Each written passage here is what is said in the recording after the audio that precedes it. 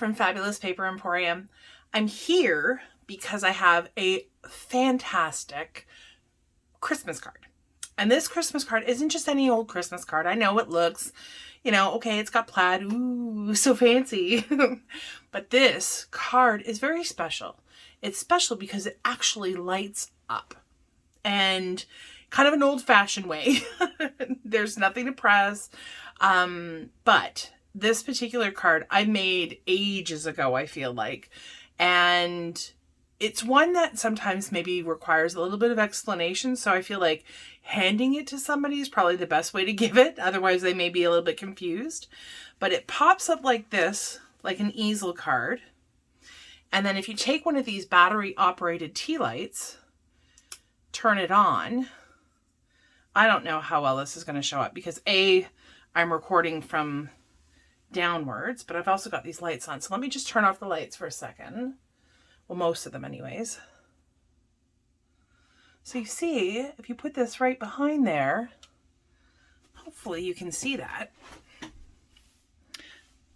And yeah, so pretty spectacular. And it will certainly light up anyone's holiday. Pun very much intended. So we are going to make, this is the card we're going to be making today. It does open, so you have lots of space to write something. And it can certainly be used for like a lovely card to display on a mantelpiece, on a side table, on your desk, whatever. So we'll go through right now all of the items that I use for this card.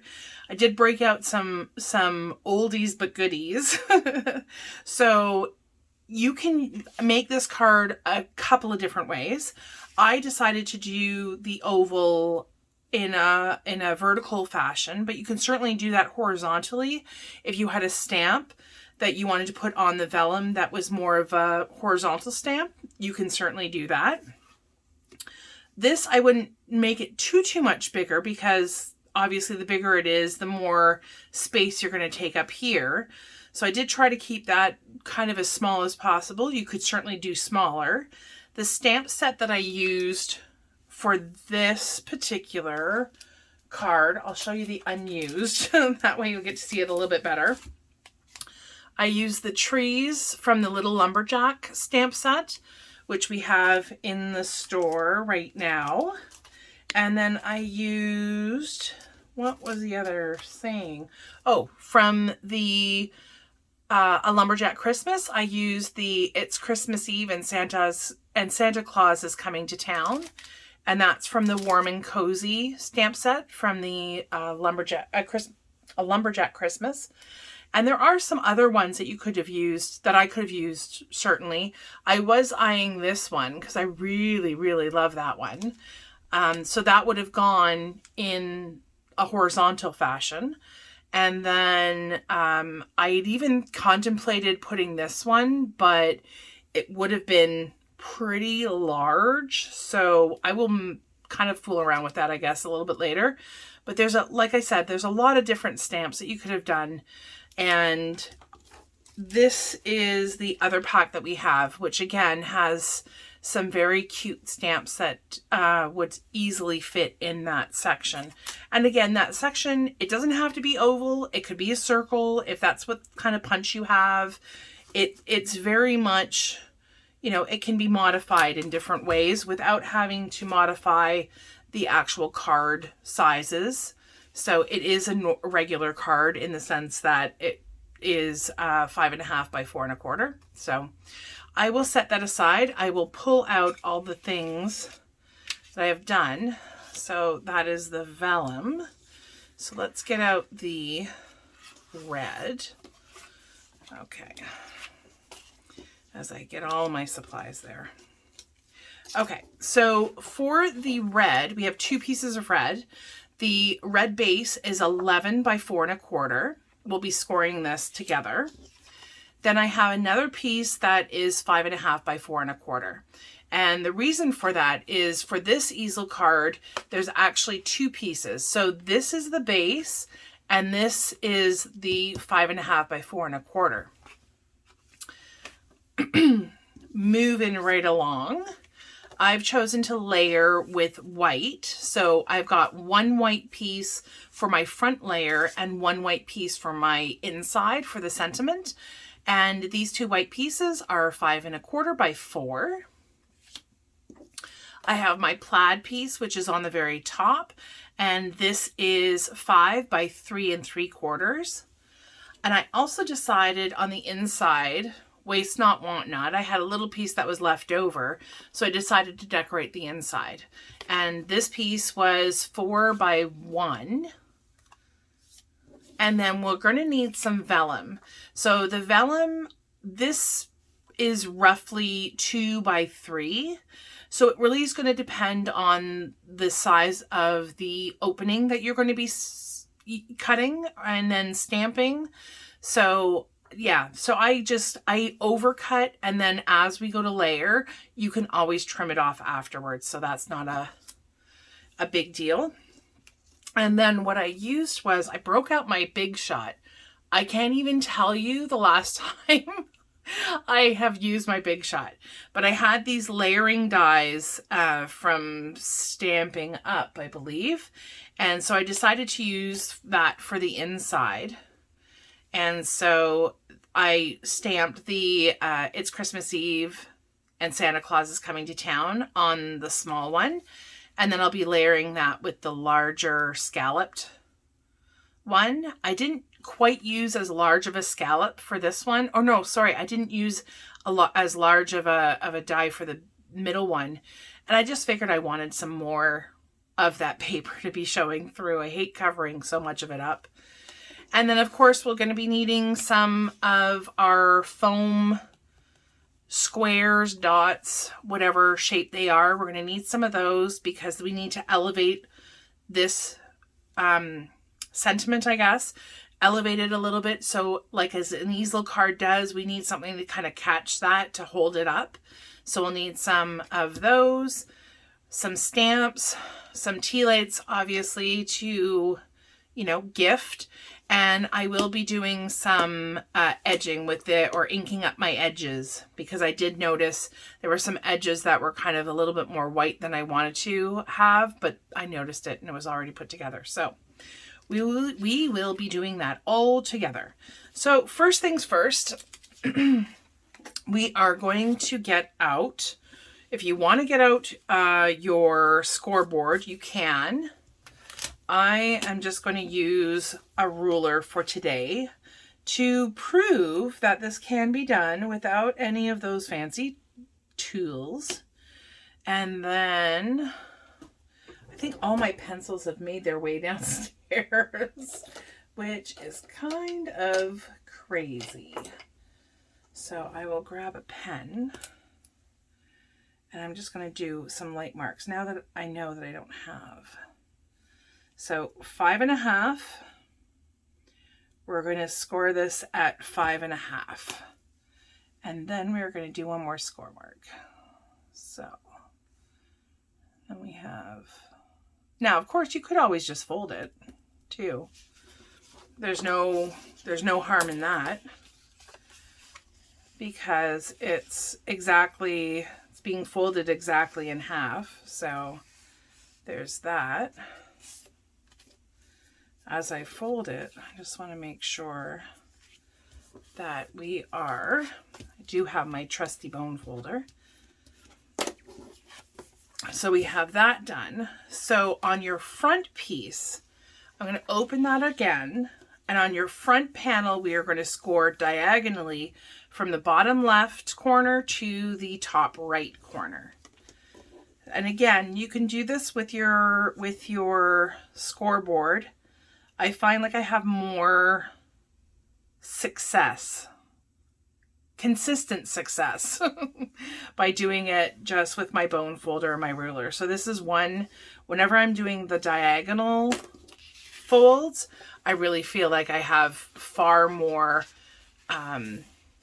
abilities, I guess, when it comes to doing it without the scoreboard.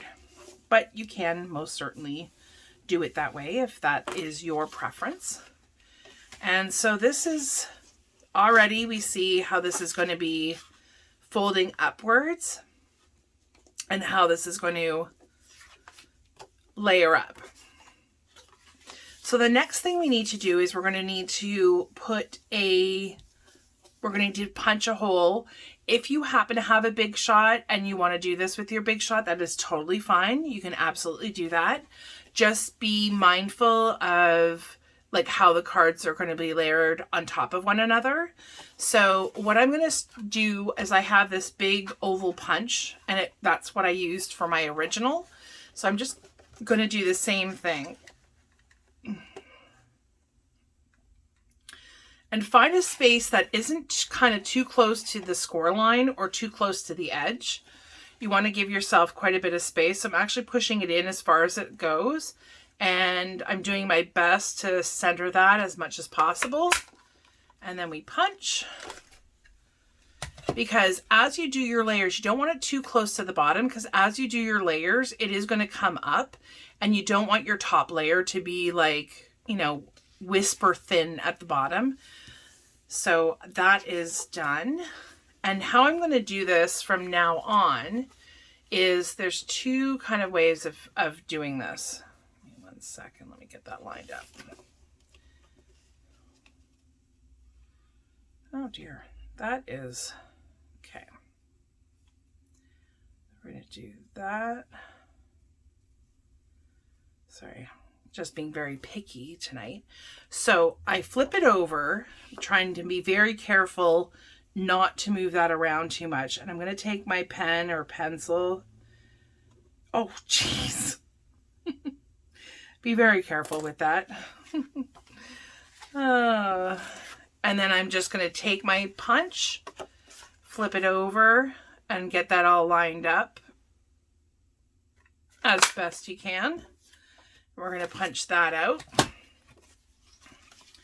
And so you see how that will line up really nicely right there. Then we're going to use this as the template for one of our white pieces. And for the white piece, again, you just want to put it down, lay it down on the base. You can, if you feel like, you can put some washi tape. Washi tape peels off really nicely. You can use a Post-it note. You can use a variety of things if you're not quite sure of your ability in terms of having it move around. I'm not going to draw this on. I'm just going to keep both layers there. And then we're going to punch that out. And then the last layer, because unfortunately you really can't punch all 3 layers together, which is a shame because then that would be super, super easy. So with the pattern paper, I made this mistake once, is you definitely want to make sure that you're not flipping it over, that you've got it marked the correct direction, so that when you go to layer it, your circle or your oval, whatever shape it is in the right position. So I'm going to flip that over. Take my punch, line that up. There we go. I think I got some of a little bit of extra. And so that is how we're going to be looking once we put it all together. Ah, looks so cute. Okay, so before we start layering and everything, now is the time to get out your your ink, your dabber, and just go across all those edges. Make sure that we've got all the white kind of covered, especially with pattern paper. It'll be a white core normally with the pattern sitting on the top, and you can just fit that in there and get that done. It's not exactly easy, but easy enough. Got that done. I think I'm actually going to do a little bit on the white as well, just to tie everything together. I'm not really putting it on the front. It's just like a hint, a little whisper of color.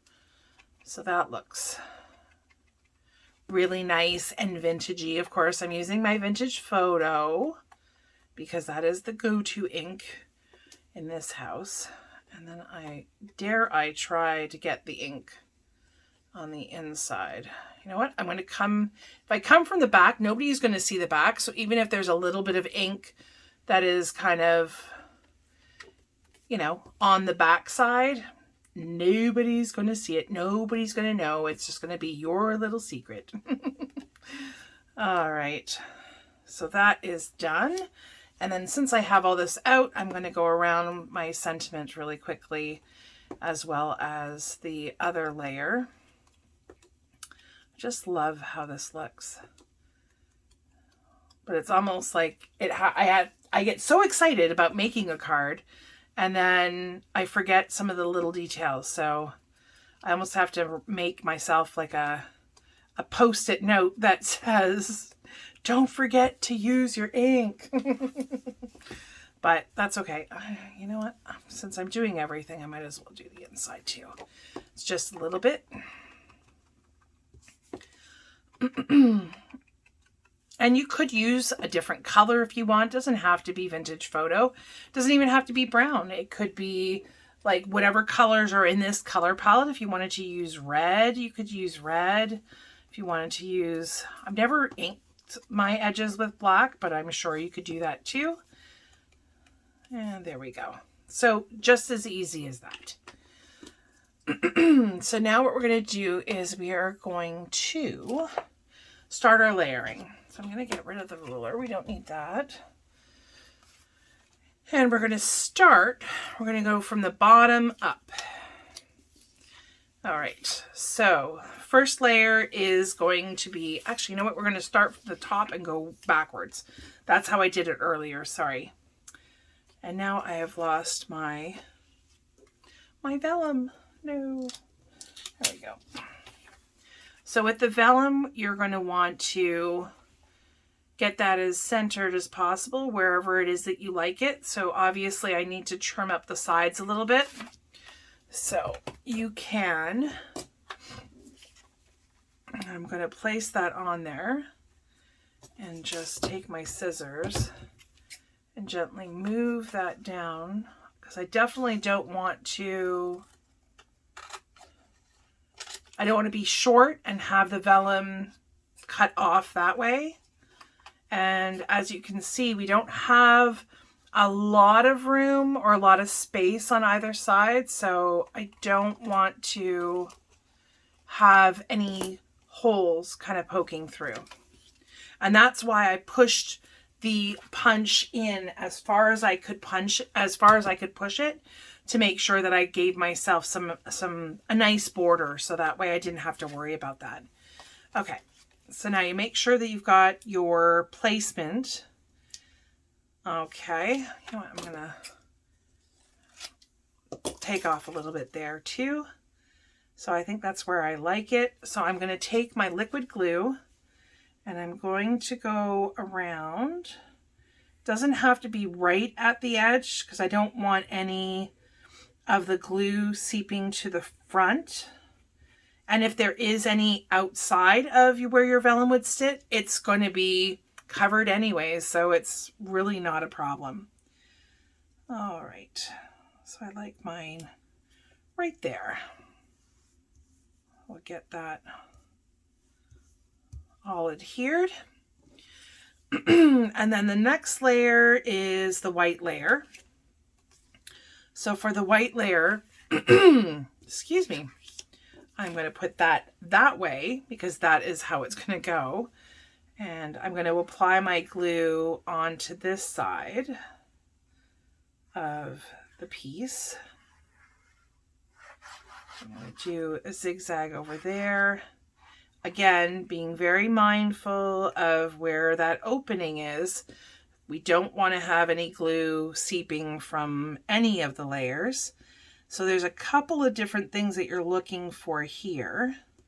Is we're layering this, obviously we've done our best to make sure that this is as centered as possible. We have a nice little border going all the way around, but then we also want to make sure, and you can hold it up to the light if you need to, because we're using liquid glue, we have some maneuverability if we need to. And I like that right there.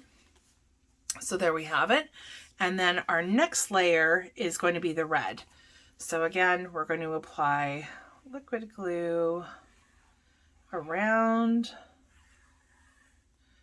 on the side, a little bit at the top. There we go. And we're doing the same thing. So it's just replicating what we've just done with the plaid and the white layer. I'm going to lift this up so I see through the vellum, and I can see quite well that that is pretty close to being perfect. All right, and so we have our front layers all done. Now, when it comes time to putting on the front layers to the base of your card, the only area that you are going to be applying glue to is this part. You do not want anything on this top, only in the bottom part of the base of the front of the front panel of the base. So I'm going to go up and down, do another perimeter, apply the glue to the perimeter around there, and then we adhere our layers. I'm going to lift this up a little bit so that I can see properly. There we go. All right, and we're going to just making sure that I've got all my layers properly there. Excellent. And so that's the top part of the easel part. And then we open. We are first going to lay down our white, or whatever color you decide to put on the inside. And then layer that the same way that we layered the front. Have a nice little border. We'll put our stripe of plaid.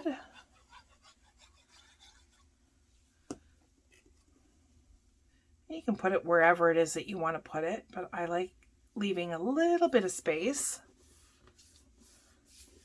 A little bit of space there. And then we're going to also layer up this so that we can put together our stopper. Obviously, I stamped on the other side. I wasn't happy with the way it looked. So that is a common thing that happens sometimes, is if you don't like this, the way the stamp turned out, I flip it over and nobody's going to see it. It's not see-through, so we're good to go. Apply some of our foam pieces, and then we are just about done. This is on. Oh, I didn't even grab that. Oh, geez. Static. And then for this, I am going to put it down right in the corner. I want to make sure, of course, that it's not going over the edge or down below the bottom, but I do want it kind of as close to that as I possibly can. There. I like it there. And there we have it. We have our light up Christmas card, our amazing light up Christmas card, our fabulously amazing light up Christmas card. I love it. I absolutely love this card. And like I said, it's very unexpected. So I feel like it would definitely be that wow card for anybody that you want to give it to. So glad that you can join me today for another amazing tutorial. I really appreciate it if you give me a big old thumbs up. Subscribe if you don't want to miss any future videos. And I will see you next time. Stay safe, stay well. Bye.